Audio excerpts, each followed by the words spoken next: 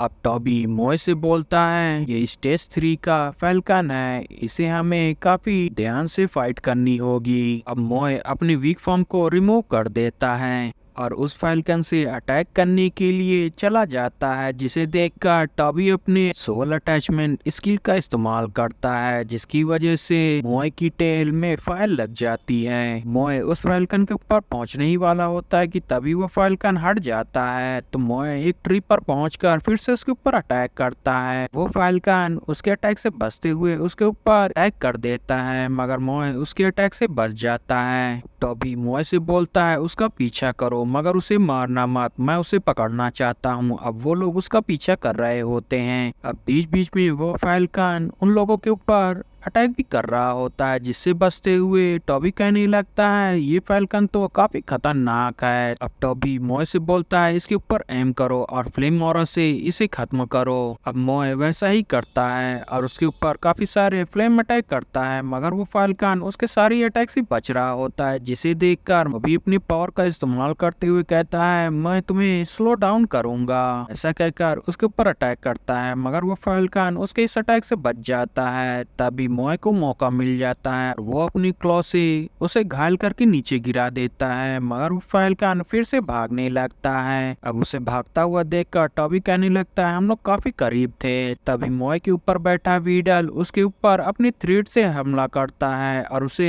बांधकर नीचे गिरा देता है। ये देखकर टॉबी कहने लगता है, इसके लिए मैं तुम्हें काफी अच्छा खाने को दूंगा। अब टॉबी उस फाल्कन के पास जाकर उससे सोल कॉन्ट्रैक्ट करने की कोशिश करता है, मगर वो वहीं पर मारा जाता है, जिसे देखकर वो कहने लगता है, ये तो काफी कमजोर है। अब उस फाल्कन के मरते ही वहाँ पर काफी सारे फाल्कन आ जाते हैं, जो कि टॉबी के ऊपर अटैक करने लगते हैं, जिससे देखकर वो तुरंत ही वहाँ पर भागने लगता है, मगर वो फाल्कन उन दोनों के ऊपर अटैक कर रहा होता है। अब मोए फ्लेम ऑरा से उन फाल्कन के ऊपर अटैक करता है और वो फाल्कन उसकी इस अटैक से बच जाते हैं। टॉबी भागते हुए एक फ्रीजिंग जगह पर पहुंच जाता है, जहां पर वो पीछे देखता है कि वो फैल्कन अभी भी उसका पीछा कर रहे होते हैं, उसके ऊपर अटैक कर देते हैं। अब टॉबी मोए से बोलता है, तुम ट्री के ऊपर चढ़ जाओ, वहां से इन लोगों के ऊपर हमला करना।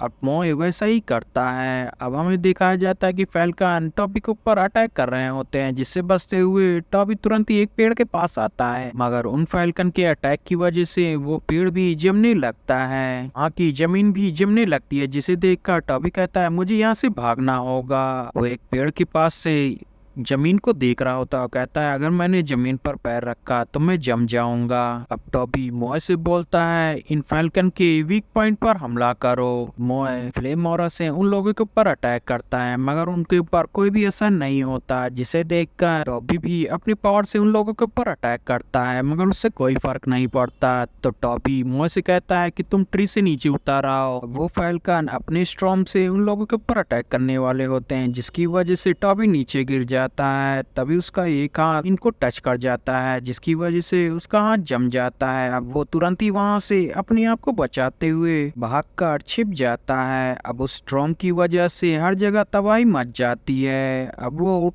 पत्थरों की गुफा से बाहर निकलता है। अब मोए भी उसके पास आ जाता है, जहाँ पर टॉबी कहने लगता है, आइस स्टॉर्म तो काफी खतरनाक था, अच्छा हुआ कि यहाँ पर पत्थरों की एक गुफा थी, मगर अब हमारे पास कोई भी जगह नहीं है छिपने की। वो फैल्कन फिर से टॉबी के ऊपर अटैक कर देता है, जिसे देखकर वो वीडल उन लोगों को अपनी थ्रेड से बांध देता है। ये देखकर टॉबी कहने लगता है, वीडल तुम इतने पावरफुल कब हो गए। मोए भी अपनी एक स्लैश अटैक से फैल्कन की खोपड़ी तोड़ देता है। अब टॉबी ये देखकर कहने लगता है, हमें यहाँ से जंगल की तरफ जाना होगा। अब वो लोग से जंगलों की तरफ भागने लगते हैं, मगर वो फैल्कन अभी भी उनका पीछा कर रहे होते हैं, लगातार टॉबी के ऊपर अटैक कर रहे होते हैं। अब टॉबी एक पेड़ के अंदर चला जाता है, जहाँ पर वो फैल्कन फिर से अपने स्पाइक से अटैक करते हैं, जिसकी वजह से टॉबी को वहाँ से भी भागना पड़ता है। वीडल अपनी थ्रेड से एक जाल बना देता है, जिसकी वजह से वो फैल्कन फंस जाते हैं। ये देखकर टॉबी कहता है बढ़िया किया, अब हमारे पास टाइम बचेगा यहाँ से भागने का, और वहाँ से जाने लगता है। मगर वीडल वहाँ से नहीं जाता और अपने थ्रेड से बाकी के बचे हुए फैल्कन को पकड़ लेता है और वहाँ पर अपना एक ककून बनाकर उनकी पावर को एब्जॉर्ब करने लगता है। अब ये देखकर भी कहने लगता है तुम्हें इन सब की जरूरत थी, इसलिए तुमने यहाँ पर ककून बना लिया। अब रात का समय हो जाता है और टॉबी मॉय से बोलता है गिडल ने अपने आप को ककून में बदल लिया है, इसलिए हमें यहाँ पर उसकी प्रोटेक्शन करनी होगी। अगले दिन मॉय काफी सारे वुल्फ को मार देता है। अब कुछ दिन बाद फिर से फाल्कन अटैक होता है, मगर वो उन सबको भी मार देता है। इसी तरह वो स्केल बीस्ट को भी मार देते हैं। अब काफी दिन हो जाता है। टॉबी रात में बुक पढ़ रहा होता है ताकि वो वीडल के बारे में जानकारी हासिल कर सके, मगर उसके अंदर वीडल के बारे में कोई जानकारी नहीं होती, इसलिए वो उसके बारे में सोचना छोड़ देता और कहता है मैंने इसके एरिया को प्रोटेक्ट कर लिया है, मुझे अब इसके और भी बड़े एरिया को प्रोटेक्ट करना होगा, इसलिए मुझे कल और भी दूर जाना होगा। अब अगले दिन मॉय और टॉबी एक फैल्कन का पीछा कर रहे होते हैं। तभी उन लोगों को पहाड़ पर एक गुफा दिखती है, जिसे देखकर टॉबी सोचने लगता है सारे ही फैल्कन किसी चीज की प्रोटेक्शन कर रहे थे, आखिरकार मुझे वो जगह मिल ही गई। अब वो मॉय से बोलता है जल्दबाजी नहीं करनी चाहिए। अब वो लोग उस पहाड़ पर पहुंच जाते हैं जहाँ पर वो फैल्कन बैठा होता है। तभी मॉय उसके पास पहुंच जाता है और वो फैल्कन उड़कर फिर से उस गुफा के अंदर चला जाता है। अब टॉबी और मॉय दोनों ही उस गुफा के पास पहुंच जाते हैं। टॉबी गुफा के अंदर जाता है जहां वो नोटिस करता है कि लताओं का कलर चेंज हो रहा है। अब वो एक लता को उठाकर कहने लगता है ये तो आयरन ग्रीन लताएं हैं जो कि ठंडे एरिया में होती हैं। अब वो लोग गुफा के और भी अंदर जाते हैं जहाँ अंदर जाते ही काफी तेज ठंडी हवा आती है। अब टॉबी अपनी पावर से गुफा को चेक करता है, मगर उसे कुछ भी नहीं पता चलता। तो वो मॉय से बोलता है अपनी फ्लेम ऑरा से अटैक करो। अब मॉय अपनी फ्लेम ऑरा से अटैक करता है जो कि एक बर्फ से जा टकराता है, जिसकी वजह से उसके अंदर सो रहे आइस एल्फ जाग जाता है। टॉबी ये देखकर कहने लगता है वो फैल्कन इसी की रक्षा कर रहे थे। टॉबी उस आइस एल्फ के पास जाता है, मगर वो कोई भी हरकत नहीं करता, इसलिए वो मॉय से कहता है इसके ऊपर अटैक करो। मॉय उसके ऊपर फ्लेम ऑरा से अटैक करता है, जिसकी वजह से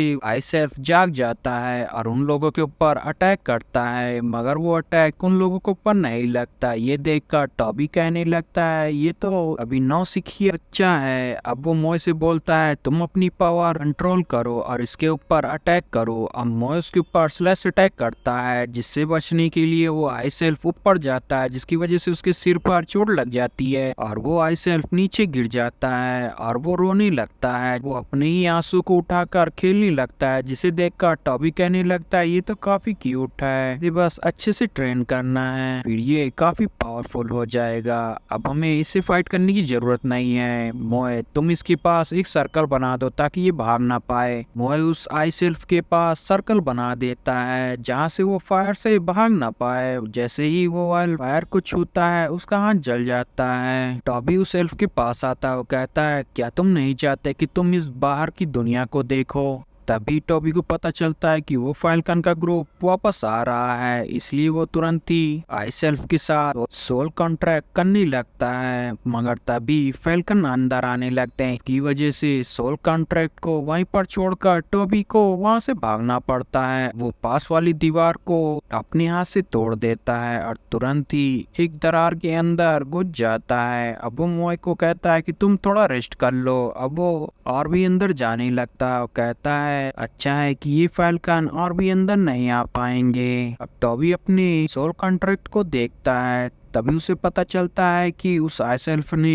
सोल कॉन्ट्रैक्ट एक्सेप्ट कर लिया है। अब वो तुरंत ही अपने सोल वर्ल्ड में पहुंच जाता है, जहां वो उससे बोलता है तुमने बिना जाने ही सोल कॉन्ट्रैक्ट को एक्सेप्ट कर लिया। अब वो आइस एल्फ उसके पास आ जाता है, जिसे देखकर टॉबी कहता है तुम्हें कोई एक नाम देना होगा। अब टॉबी उससे बोलता है मैं तुम्हें निंग कहकर बुलाऊंगा। अब ये नाम सुनकर वो आइस एल्फ खुश हो जाता है। टॉबी निंग से बोलता है जैसे ही मेरी सोल पावर रिकवर हो जाएगी मैं तुम्हें बाहर निकालूंगा। अब टॉबी बाहर आ जाता है और देखता है दो लोग उसे देखकर आपस में बातें करते हैं, कहते हैं कि मैंने तुमसे पहले ही कहा था यहाँ पर कुछ तो हलचल हो रही है। तभी दूसरा बंदा अपनी खंजर निकालते हुए कहता है इस बार हमें काफी सतर्क रहना होगा ताकि ये जल्दी से मर ना जाए। गाइस, चैनल को लाइक शेयर सब्सक्राइब जरूर करिएगा और इसे ज्यादा से ज्यादा शेयर करिएगा। Thanks for watching guys.